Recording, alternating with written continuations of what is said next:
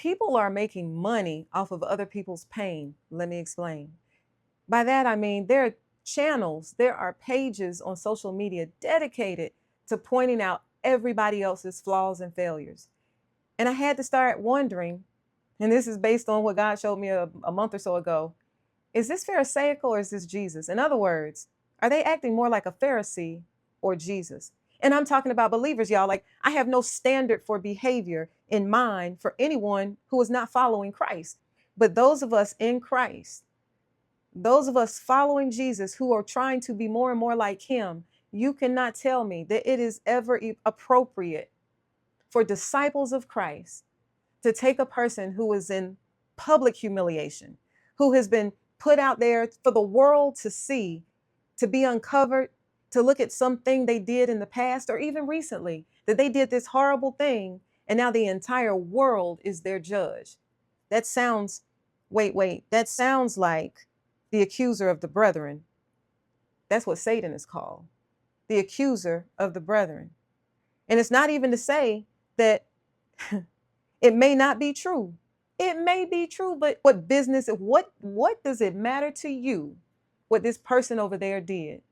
What does it matter to me? Why is my failure, why is your failure of any business to the world? Why should that be something that's held up to humiliate someone, to tear them down? That sounds like the work of our enemy, the enemy of our souls. Y'all, it shouldn't be named among us. Paul, and he says that, brothers and sisters, if a person is discovered in some sin, you who are spiritual, restore such a person in a spirit of gentleness. Pay close attention to yourselves so that you are not tempted too. Now, I don't know if that temptation is that you will fall into what they've fallen into. I think that we have to be careful that we're not tempted to begin judging and being critical and harsh. That is not what Jesus would do.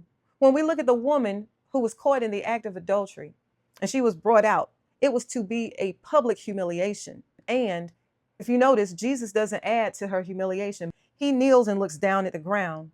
He makes his comment, which sends her accusers away. And then when he speaks to her, he restores her first. I don't judge you. But then there's the correction. Now go and sin no more. That's restoration.